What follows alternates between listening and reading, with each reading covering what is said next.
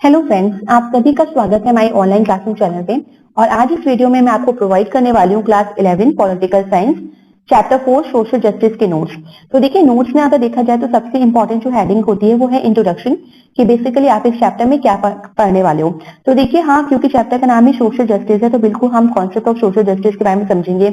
क्या इसके different laws हैं जो जिन थिंकर्स ने दिए थे, ठीक है, किस तरह की जस्टिस की बात हो रही है। और सोशल जस्टिस है तो बिल्कुल सोसाइटी से रिलेटेड होगी, तो वो हम समझेंगे। तो सबसे पहले हम समझ लेते हैं व्हाट इज जस्टिस।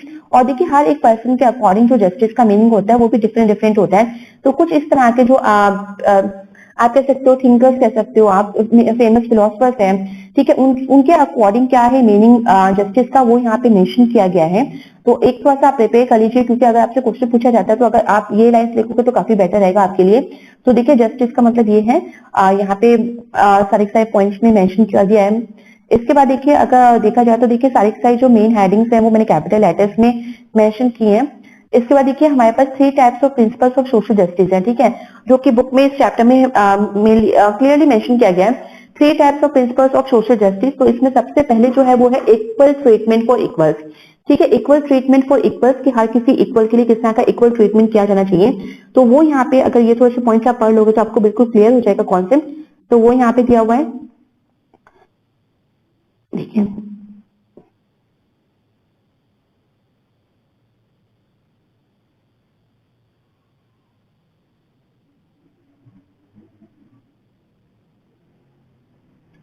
इसके बाद देखिए, सेकंड जो प्रिंसिपल है वो है प्रोपोर्शनेट जस्टिस का। और ये प्रोपोर्शन के हिसाब से जस्टिस, ठीक है। थोड़ा सा वर्ड को आप समझेंगे तो आपको काफी हद तक एक्सप्लेन हो जाएगा, आपको समझ में आ जाएगा। इसके साथ ही इस चैप्टर के एक्सप्लेनेशन वीडियोस भी मैंने बना रखी हैं, आप वो भी देख लीजिएगा तो आपको लाइन टू लाइन समझ में आ जाएगा। और मैं आपको ये बोलती हूँ कि लाइन टू लाइन आप पढ़िए तो अच्छा रहेगा, क्योंकि अभी क्लास 11th में है आप, और आपकी हैबिट अच्छी हो जाएगी। अगर आप लाइन टू लाइन पढ़ते हैं तो क्लास 12th में इसका बेनिफिट आपको बहुत अच्छा मिलेगा। क्योंकि फाइनली तो आप जो एनसीईआरटी में है वही उसको फोकस करिए, उसी को पढ़िए और वहीं से आंसर लिखिए। अगर आप एनसीईआरटी अच्छे से प्रिपेयर कर लेते हो तो मुझे नहीं लगता किसी और आपको किसी और हेल्पिंग बुक की जरूरत पड़ेगी। तो देखिए, प्रिंसिपल ऑफ प्रोपोर्शनेट था, प्रोपोर्शनेट ऑफ जस्टिस। इसके बाद है देखिए, रिकॉग्निशन ऑफ स्पेशल नीड्स। ये थर्ड प्रिंसिपल ऑफ जस्टिस है कि हमें हमेशा रिकॉग्नाइज भी करना चाहिए स्पेशल नीड्स, क्योंकि हमें सोसाइटी में पता है कुछ ऐसे लोग भी हैं जिनको स्पेशल नीड्स की जरूरत होती है। तो वो सारे देखिए, फिजिकल डिसेबिलिटीज, तो देखिए मैंने हाईलाइटेड भी किया है जिससे आप काफी हद तक समझ जाएंगे।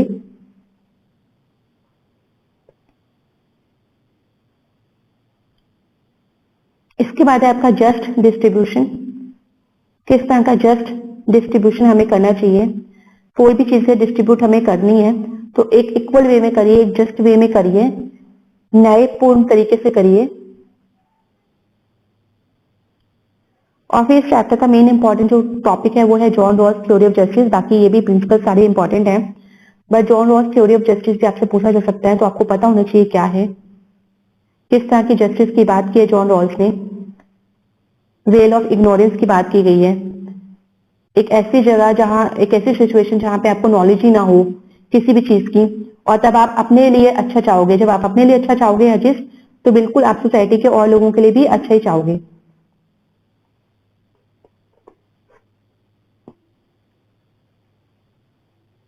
क्योंकि आपको आगे की कोई नॉलेज ही नहीं है, एक कंप्लीट इग्नोरेंस में आपको रखा गया है।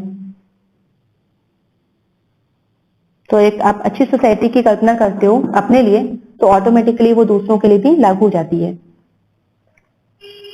इसके बाद है आपका परसुइंग सोशल जस्टिस, किस तरह से हम फॉलो कर सकते हैं सोशल जस्टिस को, किस तरह से अडॉप्ट कर सकते हैं अपनी लाइफ में। तो वो सारा दिया हुआ है यहाँ पे पॉइंट्स।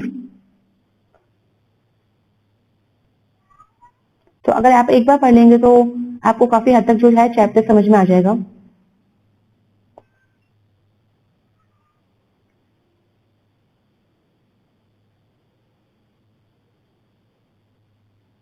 इसके बाद है आपका free market versus state intervention.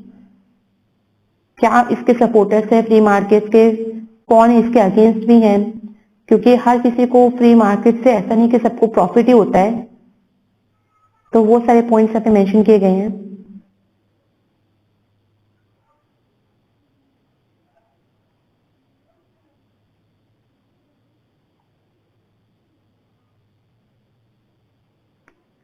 Private agencies की बात करें तो देखिए वो प्रॉफिटेबल तो हमेशा प्रॉफिट ही कमाना चाहते हैं, बट हम ये नहीं कह सकते कि हर किसी के लिए जो फ्री मार्केट है वो प्रॉफिटेबल ही होगा। कुछ सिचुएशंस में हम चाहते हैं कि गवर्नमेंट भी इसमें इंटरफेयर करे, ऐसा ना हो कि कुछ ही लोग प्रॉफिट कमाएं और कुछ ही लोग बहुत अमीर हो जाएं, और बाकी जो आप कह सकते हो कि जो डिफरेंस हो जाता है रिच और पुअर के बीच में जो गैप हो जाता है वो किस तरीके से हो जाता है, किस तरह से उसको रिमूव कर सकते हैं।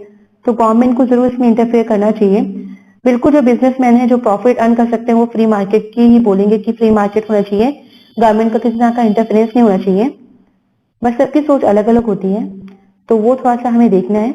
और जहाँ बात होती है सर्विसेज की, तो बेसिक सर्विसेज है जो हर किसी इंसान को मिलनी चाहिए और वो अफोर्डेबल होनी चाहिए, अवेलेबल होनी चाहिए, एक्सेसिबल होनी चाहिए। और ये काम कोई प्राइवेट इंस्टीट्यूशंस नहीं कर सकते, ये काम सिर्फ गवर्नमेंट कर सकती है। तो वो थोड़ा सा यहाँ पे मेंशन किया गया है। तो टॉपिक आप बहुत अच्छे से समझिए और इसकी एक्सप्लेनेशन वीडियोस भी आप देख लीजिएगा, क्योंकि आपको जब समझ में आ जाएगा तो बिल्कुल आप एग्जाम में मार्क्स के अकॉर्डिंग आप लाइंस इंक्रीज कर सकते हो और आप ज्यादा ज्यादा लिख सकते हो, और आप पॉइंट्स में लिखिएगा तो उसका काफी अच्छा इफेक्ट पड़ता है। तो आई होप ये नोट्स आपके लिए काफी हेल्पफुल रहेंगे, आपको चैप्टर बहुत इजीली समझ में आ जाएगा। So thank you everyone and please like share subscribe this channel for more updates.